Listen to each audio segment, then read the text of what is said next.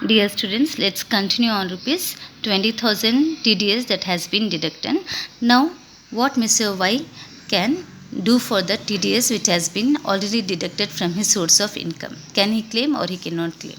Yes, he can claim. Once the TDS has been deducted, when he is going to file the return to the income tax, at that point of time, he can claim the TDS. But how he can claim the TDS? Very important is he has to receive TDS certificate. Who can issue the TDS certificate?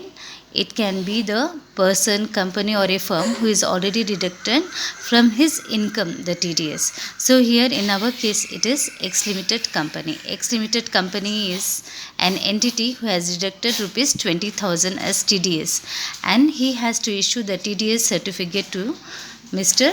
Y.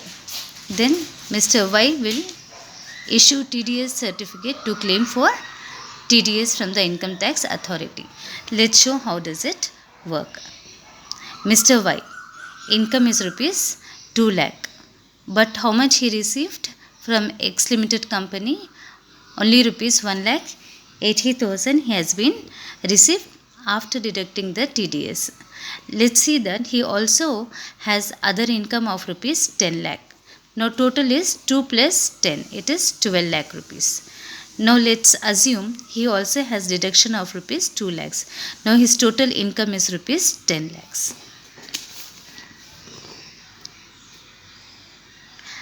Let's assume his tax liability is 1 lakh 20,000. It is just a rough assumption. It is 1 lakh 20,000. Let us consider that it is a tax liability Mr. Y has to pay to the income tax department. What Mr. Y is going to do to the income tax department is he is going to claim the TDS credit, which in advance the TDS is already paid to the income tax department. So Mr. Y can claim TDS credit of rupees 20,000. It means he has to pay a tax of rupees 1 lakh 20. Now he is going to take the 20,000 and show he is already in his name. It is already been paid rupees 20,000. Now he only has to pay rupees 1 lakh. It means Mr. Y has claimed the TDS credit from the income tax authority because his tax liability is more than 20,000. Suppose the tax liability is less than 20,000 and the TDS is 20,000. The remaining excess he can claim for refund and he may get it back. That is the amount tax payable by Mr. Y. Now it is very clear to understand Mr. Y cannot hide his income out of rupees 2 lakh because TDS is deducted. His all details like bank account, PAN account number, what is his full name, address, what kind of business, all it has been submitted to income tax department by X Limited Company.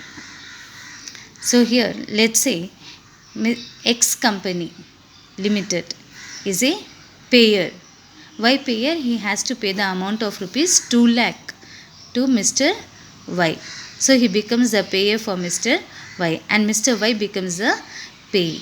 But we know he pays only after deduction of the TDS, and X Limited as a payer he links to the IT department to the payee Mr. Y.